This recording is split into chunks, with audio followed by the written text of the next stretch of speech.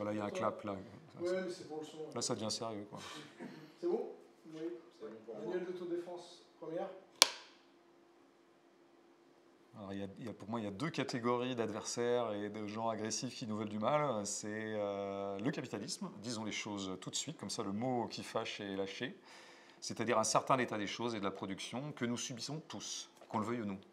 Et puis il y a l'écrin idéologique dont se parle le capitalisme pour se vendre lui-même, pour se légitimer, pour se justifier, pour oblitérer ses exactions. Et ça serait plutôt le champ symbolique, comme on dit, le champ médiatique, le champ des discours, le champ intellectuel. C'est aussi à ça qu'on a affaire. Donc en gros, pour résumer, dans ma journée, je vais bosser. Donc là, je bosse pour un employeur qui m'exploite, en gros. Puis je rentre chez moi et j'allume la télé ou j'allume une radio et là je me prends l'idéologie de ce que j'ai subi dans la journée. C'est précisément parce qu'on a affaire souvent à des mots qui ne veulent rien dire qu'il est assez nécessaire et urgent politiquement déjà de les identifier, ces mots creux, de les déconstruire, comme on dit, en tout cas peut-être aussi de s'en moquer, de les utiliser parodiquement, être un peu marrant, quoi. L'autodéfense, ça peut être humoristique. Après, il y a une autre opération que moi j'essaie de faire dans mon dernier bouquin qui s'appelle Boniment et qui est aussi de montrer que ces mots ne sont pas si creux, qu'ils ont quand même un contenu. Ils n'ont pas le contenu qu'ils ont l'air d'avoir, mais quand même un contenu. Et ces mots finissent par être révélateurs du système qu'ils sont là pour défendre. Donc je pense que, voilà, pour moi, les deux attitudes par rapport à ces mots officiels, je dirais, du système, en tout cas de la classe dirigeante ou des cadres de l'ordre social, c'est premièrement identifier les mots absolument vides, totalement bullshit. Et puis deuxièmement, identifier les mots qui mentent un peu, qui sont dans des falsifications plus subtiles. Et ça, c'est peut-être plus compliqué. La novlangue, je pense que... le mot novlangue fait partie de la novlangue maintenant. Enfin, j'exagère un peu, mais dans une espèce de novlangue critique. Parce que très très vite, on a des automatismes comme ça. Et dès qu'on a des faits de langue qui appartiennent au pouvoir, très très vite, on se précipite pour appeler ça « Ah, c'est encore la novlangue », donc par exemple la novlangue managériale, etc. Tout ça fait référence évidemment à Orwell, qui a écrit ce livre important qui s'appelle 1984, et dans lequel la dictature qui était disposée par le récit utilisait cette novlangue, qui avait un certain nombre d'attributs, de particularités que Orwell déclinait. Alors, je pense que ce qu'a disposé Orwell à ce moment-là était très judicieux pour rendre compte de ce que c'est que la langue du totalitarisme ou d'un pays vraiment strictement dictatorial, qui était le stalinisme par exemple, ou éventuellement le nazisme. Je crois que c'est moins pertinent pour juger de la langue du libéralisme ou du capitalisme, celle à laquelle on a affaire maintenant. C'est pour ça que je pense que le mot novlangue n'est plus très judicieux pour rendre compte des faits linguistiques auxquels on a affaire. Il y a un article d'ailleurs dans le hors-série qui, je crois, dit très très bien les choses de façon extrêmement méticuleuse. Plus généralement, nul n'est exempt de langues approximatives ou un peu creuses, y compris la gauche critique ou la sphère critique, qui est a priori très vigilante sur le langage et très vigilante sur les manipulations. Il arrive que nous-mêmes, nous ayons des automatismes de langage qu'on n'interroge plus. J'ai commencé cet entretien en disant que l'ennemi était le capitalisme. Peut-être que le mot capitalisme, qui me paraît quand même très pertinent, je le maintiens, on s'en sert parfois tous, les uns les autres, moi le premier, comme une sorte de contre-mantra ou de mantra négatif pour désigner ce à quoi on aura affaire. Donc je pense qu'il faut qu'on se méfie d'abord de nos propres mots. Ouais. C'est savoureux que ce soit toi qui me poses cette question dans la mesure où c'est toi qui m'as suggéré ce titre de hors-série et j'ai validé. Hein. J'ai dit oui, tu as raison, autodéfense intellectuelle c'est bien. D'abord c'est un peu efficace je pense en termes, c'est assez attractif. Et c'est un peu guerrier. Après, moi, je ne suis pas un grand fan de la rhétorique guerrière. En même temps, il faut bien avouer qu'on a affaire à pas une guerre, mais une bataille, une adversité extrêmement rude, qui parfois d'ailleurs devient physiquement rude, comme on l'a vu très récemment dans l'actualité sociale.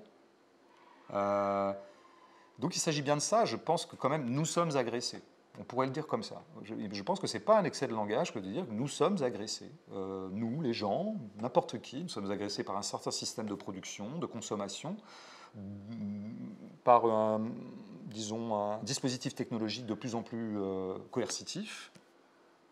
Donc il faut se défendre. C'est bien de ça qu'il s'agit, quoi. Donc ce serait une défense intellectuelle qu'on peut appeler autodéfense. L'autodéfense tout court, ça consiste à essayer de ménager des espaces de survie et des espaces non marchands dans un monde marchand. Mais dans le champ intellectuel, dans le champ symbolique, bah, ça devient une autodéfense intellectuelle. Alors, qui consiste à quoi? Déconstruire les mots de l'ennemi, produire nos propres mots. Ça, c'est ça, il me semble que c'est les deux axes de contre-attaque. Alors, je voulais justement, dans leur série, qu'on aille un petit peu interroger et explorer ça avec quelqu'un qui me paraît très compétent sur le sujet, qui est Razmik Kecheyan, sociologue, historien, je ne sais pas exactement d'ailleurs quelle est son étiquette, peu importe, que je suis depuis très longtemps, que je trouve toujours très pertinent. Et je sais que lui, en tant que spécialiste de Gramsci, il pouvait quand même faire le point sur cette notion de bataille culturelle qu'on attribue à Gramsci, alors qu'en fait Gramsci n'a jamais utilisé cette expression. Et puis par extension, revenir enfin précisément, en tout cas pour moi-même, ne serait-ce que pour clarifier les choses à mes propres yeux, parce que c'est confus dans ma tête, sur cette notion d'hégémonie culturelle. Donc on a fait un entretien avec Razmik qui, je crois, met les choses un petit peu au clair. Je crois que la bataille culturelle, il y a deux choses. Elle existe. De fait, il y a dans le champ culturel une bataille à mener. Après, je pense qu'on a tendance à lui attribuer une place un peu trop centrale disons, dans les éléments contestataires de la société actuelle.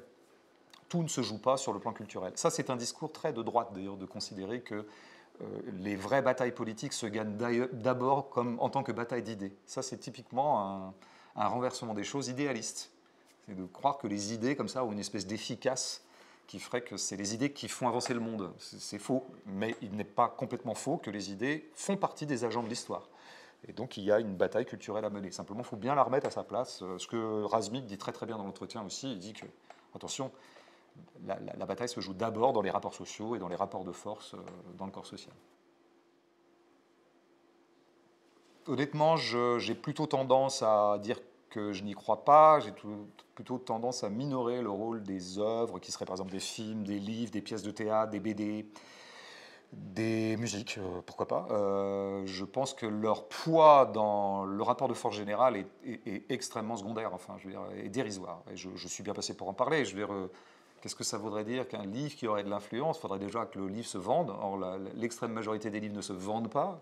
Pour le peu qui se vend un peu, peut-être qu'ils ne font que prêcher les convertis et que leur aura et leur diffusion est telle que finalement ça n'infléchit rien du tout et que les pauvres livres ne peuvent pas grand-chose par rapport à TPMP ou par rapport aux chaînes d'infos, quoi, pour ne parler que de ces trucs un petit peu classiques.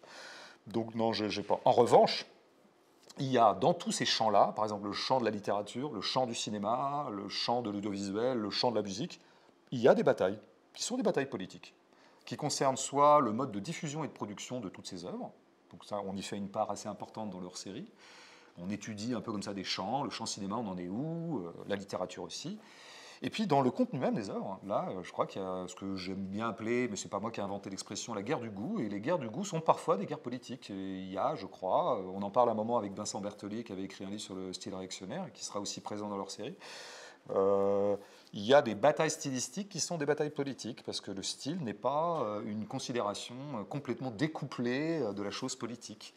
Donc je trouvais que c'était intéressant. Je pense que ça n'a pas beaucoup de poids dans la donne générale, mais ces batailles, elles existent quand même. Donc on en donnera quelques nouvelles dans leur série. Quelles sont les lignes de front actuelles dans le cinéma? Quelles sont les lignes de front actuelles dans la littérature? Quelles sont les lignes de front dans tel ou tel domaine? Alors plus généralement, moi je pense que moi je ne découple jamais, je ne dissocie jamais les idées des corps qui les portent. Et je crois que même que le corps qui porte une idée est l'épreuve fondamentale de la pertinence de cette idée. C'est comme ça que j'ai toujours appréhendé les choses. Je pense que moi ce qui m'a toujours tenu du côté de la gauche radicale, c'est que je trouvais qu'elle était portée par des corps, c'est-à-dire des individus, hommes ou femmes, que je trouvais eux-mêmes séduisants. Et donc peut-être la vie était inspirante, enfin c'est tout ça en fait. Donc je crois que c'est très important dans la bataille générale politique que nous soyons séduisants, nous donnions envie. Il faut faire envie, il faut créer du désir. Et le désir, ça passe par nos corps. Donc je pense que c'est très important. Je sais qu'on y fera une part aussi dans leur série, et c'est très bien comme ça, parce que c'est un enjeu fondamental. Moi j'ai souvent entendu des jeunes gens dont je sais qu'à une époque, ils auraient probablement été attirés plutôt par l'extrême gauche ou la gauche radicale, aller vers une droite assez dure, voire radicale, voire d'extrême droite, au motif qu'ils trouvaient que les gens étaient plus marrants de l'autre côté. Ce qui est un jugement qui n'engage qu'eux. Mais ça s'est beaucoup joué sur le web, hein, ce genre de choses. Bon, c'est intéressant. Qu'est-ce qu'ils ont trouvé de si séduisant dans les youtubeurs fachos ou les youtubeurs de droite qu'ils ne trouvaient pas chez les youtubeurs de gauche ou les équivalents. Donc c'est quand même des vrais sujets, ça. De quelle mesure? Parce que je pense que, comment dire, il faut rendre désirable un certain nombre de modes de vie aussi auxquels on aspire et auxquels on voudrait convertir le grand nombre. La question se pose beaucoup pour l'écologie radicale en ce moment. Il y a déjà des gens qui sont à l'avant-garde des modes de vie qu'il faudrait que nous épousions tous pour sauver ce qui est sauvable.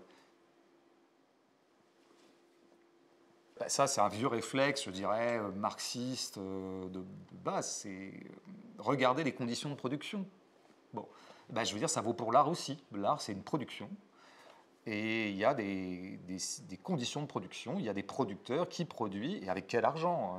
Où est l'argent? Qui finance quoi? Bon, tout ça, d'ailleurs, toutes les informations sont à disposition. Il ne s'agit pas d'aller débusquer de l'argent invisible dans les coins, c'est pas vrai. Tout ça, c'est des informations, mais auxquelles on ne fait pas attention, parce que je pense que ça affecte fondamentalement le produit. Les modes de production affectent les produits. Donc c'est très important si vous voulez vraiment faire le tour, par exemple, de la question du cinéma actuel, évidemment qu'il faut aller voir en ce moment comment les films se fabriquent. Et bah, donc, par exemple, aller étudier de près un des grands argentiers du cinéma français ou un des grands entrepreneurs du cinéma français, qui est M. Seydoux, du groupe Pathé, qui a dit d'ailleurs des choses extrêmement claires, extrêmement explicites sur la façon dont il voudrait voir s'orienter la production cinématographique française pour qu'elle reste successful, vendable à l'international. Il a dit des choses mais parfaitement claires. Hein. Je veux dire, il avance en toute transparence. C'est vrai, il s'agit de privilégier les gros et d'arrêter cette espèce de production, de système d'exception à la française où on finançait des films qui, soumis aux strictes lois du marché, n'auraient pas pu exister et être diffusés. C'est ce système-là que M. Seydoux veut dilapider de façon tout à fait explicite. Bon, bah, il faut voir dans quelle mesure ça a des conséquences sur l'offre cinématographique. Et ça, je pense que précisément beaucoup plus dans le cinéma qu'ailleurs. Pourquoi? Parce que le cinéma, on a besoin d'argent pour faire du cinéma. C'est beaucoup moins vrai dans le champ littéraire. Parce que fabriquer un livre ne demande pas d'argent. Après, il faut quand même être publié. Donc, de nouveau, on aura affaire à des structures, qui sont des structures qui s'appellent les éditeurs. Et il se passe des choses en ce moment dans le champ éditorial qui sont redoutables. Il y a une concentration des capitaux, comme il y a dans énormément de domaines de l'économie. C'est pour ça que j'ai demandé à celui qui est mon éditeur, qui s'appelle Yves Pagès, mais qui est aussi un écrivain et un très bon connaisseur du champ, de nous faire un texte pour faire un peu le point sur les mutations en cours qui sont redoutables. Bon, du côté de Bolloré, comme on sait, du côté... parce que je pense que ça va vraiment fondamentalement affecter la production de livres, tout simplement. Mais parce que je suis hyper select, et c'est tombé sur vous, quoi.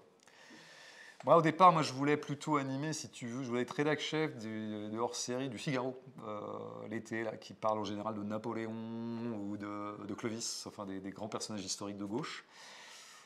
Et ils n'ont pas voulu. Je les ai appelés, c'est moi qui ai sollicité. Et étonnamment, ça m'a été refusé. Donc, et 2 jours après, je crois, tu me proposes d'être rédac-chef hors-série. Je suis... Comme d'habitude, c'est toujours des gens de gauche pauvres qui me sollicitent, quoi. Là, jusqu'ici, t'es content? Ah ben oui, ben je regrette pas.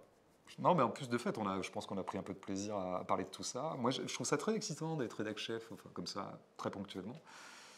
Co-rédac-chef d'ailleurs, hein. Mais d'essayer de concevoir un programme, parce que toi, tu fais toute l'année, c'est vraiment hyper intéressant. Parce que précisément, c'est presque un espèce de caprice aussi, tu vois. On s'offre des textes dont on rêve un peu, on s'offre des intellectuels qu'on aime bien, et à qui moi, demandant à Jacques Rossière un texte, si tu veux, je ne l'aurais pas cru il y a 20 ans, enfin, et même il y a 5 ans. Et c'est moi qui suis demandeur, qui dis « Bonjour Jacques, pourriez-vous nous écrire un texte ?» C'est quand même assez classe, quoi. Donc non, c'est une super... C'est très intéressant intellectuellement, en fait. C'est pas du tout un... C'est pas les vacances de l'intellect, c'est très stimulant. Après, quand même, la prochaine fois, j'aimerais bien que ce soit un magazine un peu plus en vue, un peu plus riche, un peu plus de droite. Voilà. C'est le mot de la fin, ou c'est bon? C'est le mot de la fin. Ça marche.